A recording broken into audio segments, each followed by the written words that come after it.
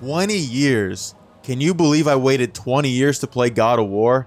I can't believe it either, and as a 30-year-old man, I'm almost ashamed to be this late to the party of an absolute classic. And what better time to play it on its 20th anniversary? Today, I will be answering the question, was it worth the wait? Welcome, citizens of Greece, to the first episode of I Finally Played, the series where I finally play classic beloved games for the first time and give you my first impressions and overall thoughts and feelings from the perspective of a modern gamer, then branch off into a more general approach for the rest of the game, showcasing my most and least favorite parts while still maintaining some level of depth. Please like and subscribe if you enjoy this video, and let me know in the comments what classic games you'd like me to play next time. So grab your testosterone syringes and prepare to rage, because today I finally played God of War. God of War is the first entry in the highly successful action-adventure and Greek mythology-focused God of War franchise. Releasing in 2005 on the PlayStation 2, the game went on to sell 4.6 million copies, making it one of the best-selling PS2 exclusives and marking the birth of one of the most popular and iconic characters in video game history, Kratos.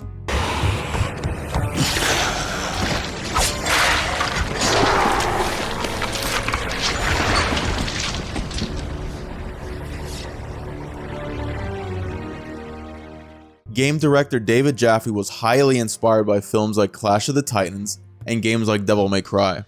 "I want to make a game like this," says Jaffe, referencing Capcom's stylish action game. It inspired him to create something similarly impactful but with a distinct identity, eventually leading to God of War's unique blend of cinematic action, mythology, and brutal combat. Jaffe, however, noted he did not want to purely replicate DMC's deep combo system, as he wanted it to appeal to a broader audience while being an epic experience. At the time of God of War's release, I was about 9 years old. Being so young, I wasn't really playing mature rated games, especially ones like God of War. My only childhood memory of God of War was seeing it on the shelf at a family friend's house, it grabbing my attention. I was curious, but I knew it was an adult game and couldn't play it. My first real experience with the series was God of War 2018, which I beat a couple years ago. It almost feels disrespectful to even consider calling that an experience with the franchise, as it's so different from the OG trilogy in so many ways. It's like calling Taco Bell authentic Mexican cuisine. So going into God of War 2005, I didn't really know what to expect, except that Kratos is an enraged death machine who killed his wife and daughter. You know, typical gamer moment type shit. I was also expecting a pretty janky game with bad graphics, as it's been 20 years since its release on the PS2. However, I was really excited to finally jump in and experience the story above all else, as I love the setting of ancient Greece, the absolute Giga Chad that is Kratos, and finally being able to understand what everyone is talking about with this iconic series.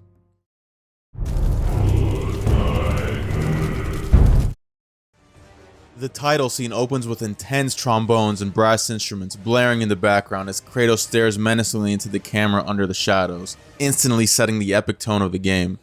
This is going to be awesome, I thought. I was already being drawn in and it hasn't even started yet. I select hard mode and immediately greeted by Kratos, "The gods of Olympus have abandoned me," with no scene change, transitioning seamlessly to a cutscene diving right into the story. I love when games start like this. It was honestly a pleasant surprise to see that God of War used this format from the very beginning, especially since I first experienced it in the 2018 reboot and has always stuck with me. The camera zooms out to a view of Kratos standing on the edge of a cliff. "There is no hope," he says, as he walks off the cliff and nosedives into the impending doom. Talk about an introduction, but a very interesting one at that. Suddenly, Kratos is aboard a storm-battered ship, immediately swarmed by undead legionnaires, as vocal orchestrated music blares in the background. First thing I do is immediately check the responsiveness of the movements and inputs. The game felt good to my surprise. Square for light attack, triangle for heavy, right analog stick to roll, and a double jump given to you right off the bat. The roll felt a little janky to me as there is a delay at the end of it before you can commit another action, but I think that's a design choice. A big issue I had with the new God of War games was due to the lack of a jump mechanic, so I was thrilled to have a double jump. Overall, it felt good, especially for a PS2 game. I was quite surprised. The graphics held up quite well too. Now granted, I'm playing on an emulator running it at 4K, so of course it will look a lot better than the native PS2 resolution. However, the art design is still really good, and it never took me out of the experience during my playthrough. If anything, it added to the charm of the game. The more I play these old classics, the more I see how well they have aged, proving that great games are timeless and can be played at any time. Later on in the level I come across Hydra, the first mini-boss of the game, and the first introduction of the iconic quick-time event that God of War was famous for popularizing. In Greek mythology, the Hydra was a multi-headed serpent monster that lived in a swamp beyond the city of Lerna. It is usually depicted with 9 heads, but some stories gave it as few as 5, or as many as 100. I'm actually a big fan of quick-time events in games. I know a lot of people dislike them, but I think they are a great way to express a cinematic moment in an engaging way, rather than just watching the scene like a movie. It's interesting to see how they've evolved in the industry today and it's seeing its origins. After getting rid of the Hydra, Kratos comes across a prisoner who says, I know who you are, Spartan. I know what you've been done. I'd rather die than be saved by you. This was our first interaction in the game that displays Kratos' reputation amongst the Greek people. It showcases that even prisoners have a great disdain for Kratos, hinting at the atrocities he must have committed in his past. This was a great way to begin displaying Kratos' backstory to the gamer and his place in the world we are playing in. Entering another quarter of the ship, we come across the infamous Harpies. Bats are birds with hideous heads of a deformed woman. Here we see total chaos as Kratos is surrounded by Harpies and Greek pedestrians running around in panic. The interesting thing about this scene is that you are able to kill the people and get health from them, displaying Kratos' brutality and his complete lack of morality. We also see 2 Harpies completely rip a man in 2. After, we enter a room inside the ship and are met with an ethereal blue doorway with 2 statues on each side.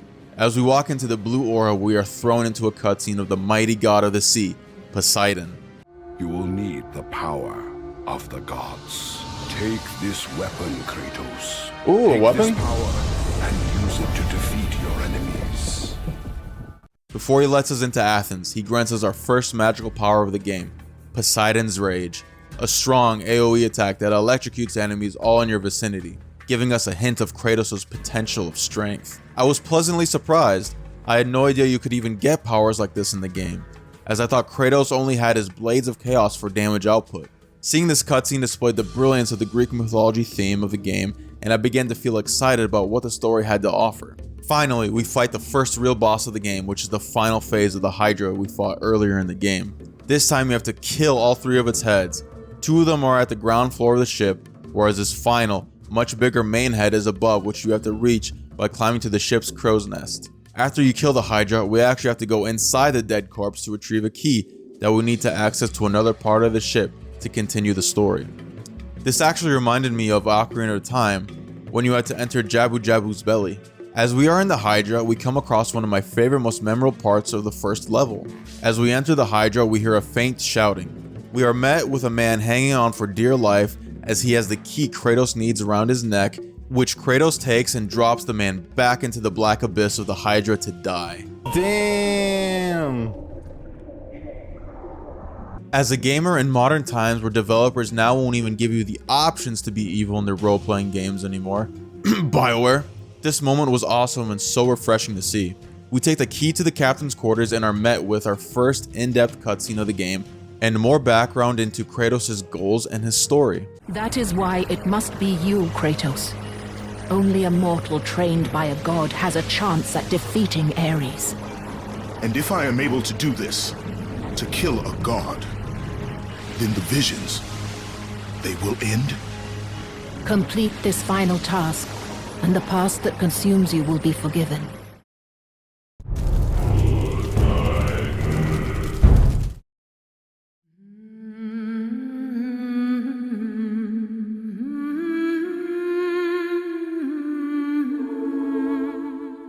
Kratos' story is one of, if not the biggest reason why I wanted to play God of War so badly. After beating God of War 2018 a few years ago, I liked it, but I couldn't shake the feeling that I was missing out. I had no real connection to Kratos' past, his personality, or why people even viewed him as such an iconic character. So, I finally decided enough is enough. I had to experience the original games for myself. I was sick of not knowing what people were talking about when God of War was being discussed around me. And after beating the game, it feels so nice to finally know at least somewhat of Kratos' original story. Going in, I expected the usual out of Kratos, an angry, lunatic drunk on his own rage and power. What I didn't expect, however, is Kratos' introspection and vulnerability after suffering from PTSD and nightmares of his violent past. For no matter how much wine he consumed or how many women he took to his bed, Nothing on earth could rid him of the horrors that plagued his mind. Athena! People love to paint the OG Kratos as a one-note rage machine, but the game itself tells a different story. Right from the start, we see a man haunted by his past, literally throwing him off a cliff in despair. I don't recall Kratos trying to kill himself in the new games. Later we learn that Kratos was a commander of the Spartan army with a bloodthirsty need for conquest. During a losing battle against the barbarians, Kratos calls out to Ares with a request to be his servant if Ares grants him a victory over his enemies. Ares! Destroy my enemies, and my life is yours. This marked the beginning of Kratos' downfall, as serving Ares transformed him into a ruthless, bloodthirsty warrior he would soon become. As the game progresses, we see more layers get peeled from Kratos' psyche, further exposing his vulnerabilities and weaknesses. In fact, this is exactly what Ares' intentions were after successfully becoming Kratos' master. Ares explains this to him after he tricks Kratos into killing his wife and daughter in a bloodthirsty rage during the sacking of a small village in Greece. Ares knew that Kratos' family was holding him back to becoming truly the strongest and most terrifying warrior to ever exist. However, this plan backfired and instead awoke Kratos' realization to what Ares was doing to him. Ares, you will die for what you did that night. What a powerful moment. This may have been the most important scene in the whole game for Kratos' development. This is when we learn why Kratos has pale white skin. It is from the ashes of his wife and child. This was super cool to learn because I always wondered what was up with his skin. I questioned if he even was human due to the unnatural skin color. So after this moment, Kratos is no longer just a warrior. He's a man completely consumed by guilt and rage. But unlike before, his rage isn't directionless anymore. Ares didn't free him, he enslaved him in a new way, through his nightmares and thoughts. From here, Kratos' journey stops being about conquest and becomes about revenge and redemption, or at least his version of it.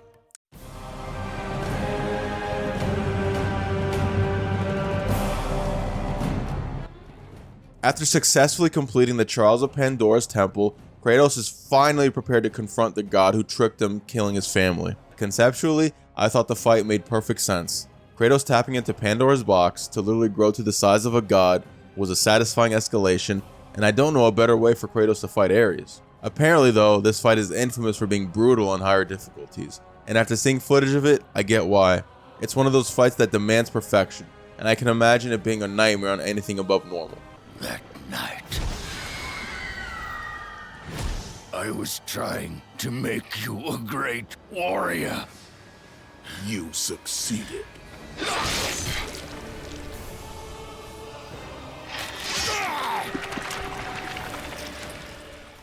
And after battling through literal hell, enduring endless suffering, and finally carrying Ares himself, Kratos still finds no peace. Athena absolves him of his sins, but not his nightmares. Athena, rid me of the memories that haunt me still. You have done well, Kratos. Though we mourn the death of our brother, the gods are indebted to you. We promised your sins would be forgiven, and so they are. But we never promised to take away your nightmares. No man, no god could ever forget the terrible deeds you have done. He's still haunted by his past, and in this moment we see Kratos at his lowest, exhausted, broken, and realizing that revenge didn't bring the closure he desperately wanted.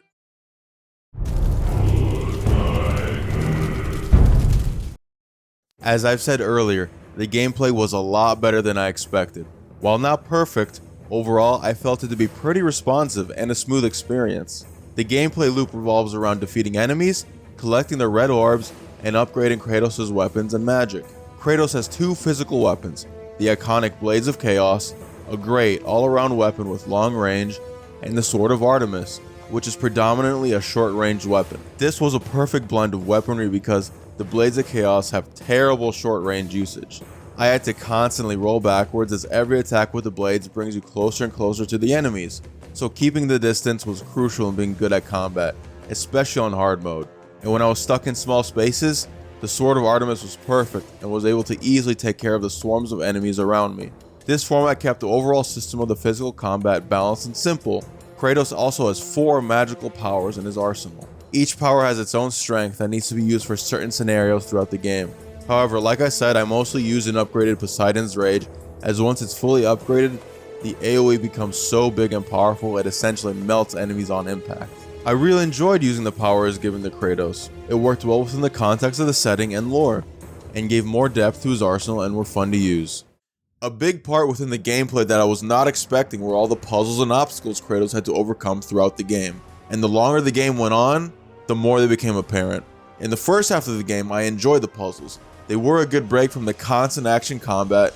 However, in the second half in Pandora's Temple, I started to grow a little tired of them, as I was often missing platforms and having to go back and restart the obstacle, or even the area in some cases. I wouldn't even say there was any specific puzzle or obstacle that stood out to me that dwindled my experience with it. Just that they were very consistent in the temple and kind of a slog to keep having to pass through. One puzzle I did really enjoy for some reason was when having to obtain Hera's necklace. The necklace was locked behind a gate which I had to essentially play Tetris to unlock. It was a fun little satisfaction after I completed it. The puzzles, however, were not difficult. I figured all of them out pretty easily except the one when I had to save Oracle, as that took me a little more time to figure out by having to stack 2 large statues on top of each other to reach the vines on the wall. So now let's talk about the boss fights. To my shock, there were only 3 boss fights in the game, 4 if you count Medusa's. A big surprise to me, as I always pictured larger than life boss fights when I thought of God of War. However, with these 3 bosses, my favorite probably had to be the Hydra fight. I thought it was really cool. Killing the monster and slamming its head on the broken mast of the crow's nest was peak God of War to me, and the perfect first boss fight to welcome the gamer to the series. My least favorite had to be the robotic Minotaur, Pandora's Guardian. It's kind of a gimmick fight where you have to stun the monster, perform a QTE, then run to the lever and shoot it with a giant log. Do this 3 times and you fight the Minotaur normally until you defeat him. I don't know, something about this fight I just didn't gel with. Maybe because I was initially having trouble with the boss, and was in a bad mood from previous levels in the temple due to so many puzzles and obstacles. I also didn't care for the design of the boss. The fact it was a robot was pretty lame to me. Overall, the boss fights were decent at best. I expected much more from a God of War title.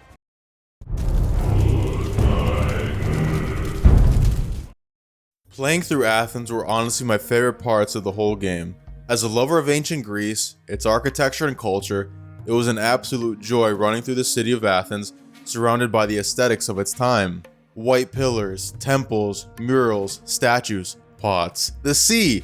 The whole package was there, and Santa Monica did an amazing job of capturing the essence of ancient Greece, especially with the limited hardware of the PlayStation 2. Initially I thought it wouldn't be very immersed, as the game could have been very cheesy to it being a PS2 title, but I was pleasantly surprised by how immersed I was into the world, the characters, and story. Fighting the undead and mythological creatures through Athens as it's being destroyed by Ares was so damn cool. Seeing all the Greek citizens run in terror and panic as I was slicing through and beheading monsters was just fantastic. Some nice little touches like being able to walk up to some murals or paintings and reading their summaries are also scattered throughout the game, which was a nice surprise. A huge part of the game is Pandora's Temple. This is actually when I began to dislike the game a little bit. The obstacles really began to ramp up, and I didn't enjoy the setting and environments nowhere near as much as the beautiful city of Athens.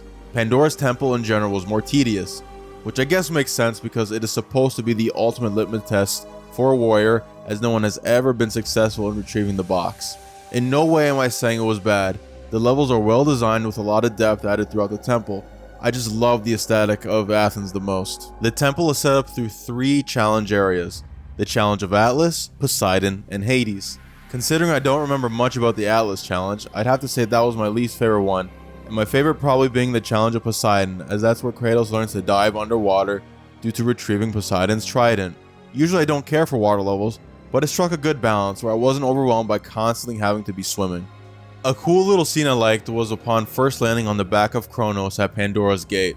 Kratos comes across a body burner cremating every single body of warriors brought to him by Harpies who have failed to retrieve Pandora's box. He warns Kratos that no one has ever been successful and that he should turn back, but he senses his strong determination and lets him be. If I were you, I'd leave now. But I can see you are determined. Very well. One of the coolest levels in the game has to be Hades. The sheer vibe of the place, sinners falling into the abyss, eerie lighting, and the constant feeling that everything wants you dead makes it unforgettable. Plus, there's this hilarious moment where you run to the same guy you took the key from inside the Hydra in the beginning of the game. Fool! You won't drag me down to that cursed river! There is a task left for me above. I will see it completed. You again?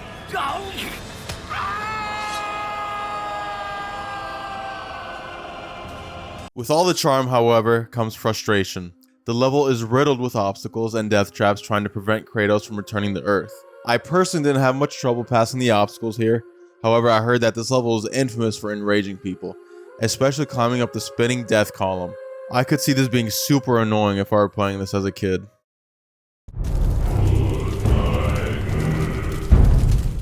After all these years, I'm happy to say I enjoyed God of War, and I'm looking forward to playing the next installments. I can't wait to see how the story and gameplay progresses.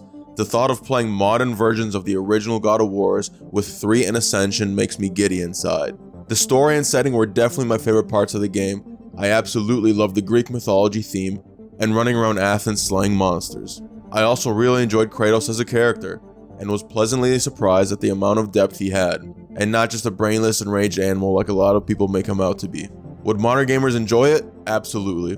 While the game is not perfect, with its constant puzzles and obstacles in the second half, and with a little jank thrown in there, none of that takes away from the brilliance of the story, Kratos, and setting. God of War was absolutely worth the wait. Thanks for watching, guys. Make sure to like and subscribe if you enjoyed the video, and let me know in the comments what game you'd like to see next in this series. Till next time, peace.